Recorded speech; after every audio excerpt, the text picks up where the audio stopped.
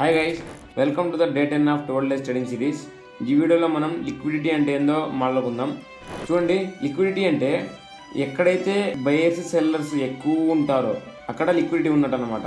Okay, ఎప్పుడు కూడా ఒక మార్కెట్ అప్ సైడ్కి డౌన్ సైడ్కి ఒక హ్యూజ్ మూవ్ రావాలంటే కన్ఫామ్గా అక్కడ more liquidity of buyers, more liquidity of sellers ఉంటేనే అక్కడ కన్ఫామ్గా ఒక మంచి మూవ్ వస్తుంది.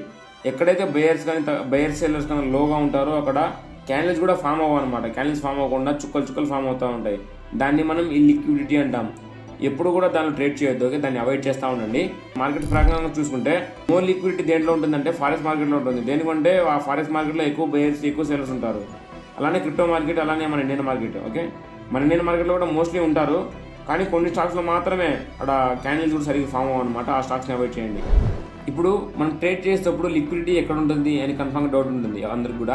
ఆ లిక్విడిటీ ఎక్కడ ఉంటుందంటే మనం జోన్స్ డ్రా చేస్తాం కదా, సపోర్టు, రెసిస్టెన్స్, ట్రెండ్ లైన్స్. మనం జోన్స్ ఎక్కడైతే డ్రా చేస్తామో అక్కడ కన్ఫామ్గా ఒక స్టాప్ లాస్ హెడ్డింగ్ జరగాలి. ఓకే, అక్కడ ఎప్పుడైతే స్టాప్ లాస్ హెడ్డింగ్ జరుగుతుందో దాని ఆపోజిట్లో ఒక మంచి మూవ్ వస్తుంది అనమాట.